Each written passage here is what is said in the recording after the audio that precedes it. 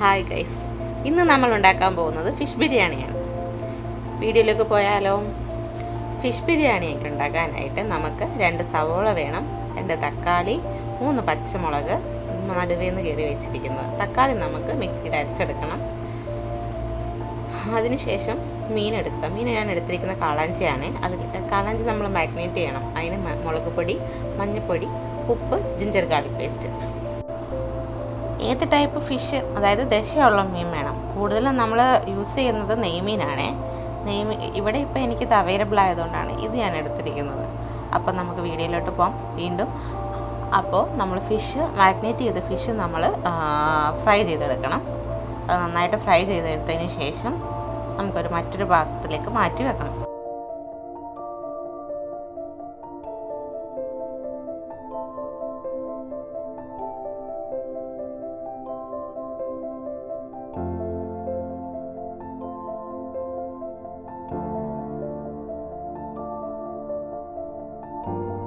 അതേ സെയിം എണ്ണയിലേക്ക് നമുക്ക് സവോള ഇടാം.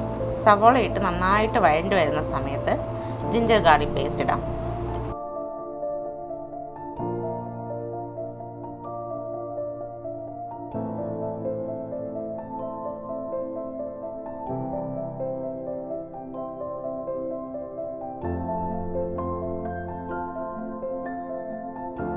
അതുപോലെ തന്നെ പച്ചമുളകും, 3 പച്ചമുളകും നന്നായിട്ട് ഇളക്കിയെടുക്കുക. അതിൻ്റെയൊക്കെ പച്ചമണം മാറിയതിന് ശേഷം നമ്മൾ അരച്ച് വെച്ചിരിക്കുന്ന തക്കാളി ഇടാം.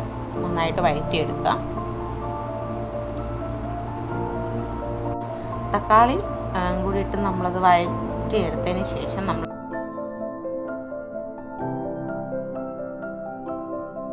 ഇനി നമുക്ക് മസാല ആഡ് ചെയ്യാം. മസാല നമുക്ക് 2 സ്പൂൺ ഗരം മസാല, 1 സ്പൂൺ മഞ്ഞൾപ്പൊടി, 1 സ്പൂൺ മുളക് പൊടി, പിന്നെ കുരുമുളക് പൊടി ആവശ്യത്തിന്. എല്ലാം കൂടി ഇട്ട് നമുക്ക് നന്നായിട്ടൊന്ന് മിക്സ് ചെയ്തെടുക്കാം.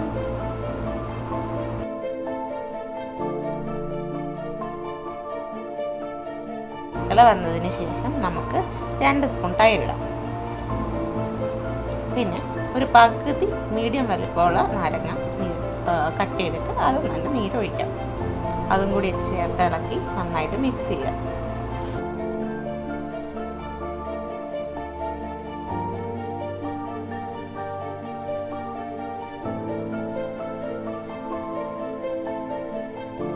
നന്നായിട്ട് മിക്സ് ചെയ്തതിന് ശേഷം അതൊന്ന് ചെറുതായിട്ട് മൂടി വെക്കാം.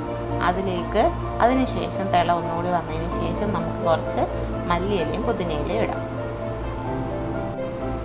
അങ്ങനെ നമ്മുടെ ഗ്രേവി ആയിട്ടുള്ളൊരു മസാല അവിടെ റെഡിയാക്കി കിട്ടിയിട്ടുണ്ട്. ഇനി നമുക്ക് റൈസ് ഉണ്ടാക്കാം. ഇനി നമുക്ക് അരി വേവിക്കാൻ വെക്കുന്നതിനകത്തിലേക്ക് എന്തൊക്കെയാണ് കറുവപ്പട്ട, അങ്ങനെ നമ്മുടെ ഏലക്ക, ഇലകൾ, അതൊക്കെ നമുക്ക് ഇട്ട് കൊടുക്കാം. ഓക്കെ, അതൊക്കെ ഇട്ട് കൊടുത്ത് തിള വന്നതിന് ശേഷം അരി ഇടുക. അരി നന്നായിട്ട് വെന്തതിന് ശേഷം നമ്മൾ ഇനി മസാല പ്രിപ്പയർ ചെയ്യാൻ പോകുക. അതായത് പ്രിപ്പയർ ചെയ്ത് വെച്ച മസാലയായിട്ട് നമ്മൾ നമ്മൾ വെച്ച് കൊടുക്കുന്ന ലെയറായിട്ടാണ്. അപ്പോൾ ഫസ്റ്റ് നമ്മൾ മസാല വെക്കുക. അതിനുശേഷം ഫിഷ് ഓൾറെഡി നമ്മളത് മിക്സ് ചെയ്ത മസാലയിലേക്ക് നമ്മൾ റൈസ് ഇടുക. അത് കഴിഞ്ഞ് പുതിനയില, മല്ലിയില, അങ്ങനെ നമ്മൾ ചെറുതായിട്ട് അരിഞ്ഞ് വെച്ചിരിക്കുന്ന അതൊക്കെ നമ്മൾ ജസ്റ്റ് സ്പ്രെഡ് ചെയ്ത് കൊടുക്കുകയാണ്. അതിനുശേഷം വീണ്ടും റൈസ് വെക്കുക. അങ്ങനെ നമ്മൾ ഫസ്റ്റ്, സെക്കൻഡ്, തേർഡ് അങ്ങനെ ലെവലായിട്ട് നമ്മൾ റൈസും ഇട്ട് കൊടുക്കുകയാണ്.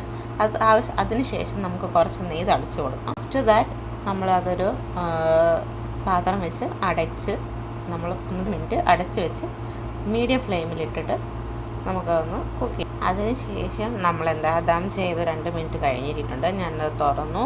നമ്മുടെ ബിരിയാണി റെഡി ആയിട്ടുണ്ട്. എല്ലാവരും ഒന്ന് ട്രൈ ചെയ്ത് നോക്കണം. ഓക്കെ, ഇഷ്ടപ്പെടുവാണെങ്കിൽ like, share, subscribe. Bye bye. Stay tune. Next video.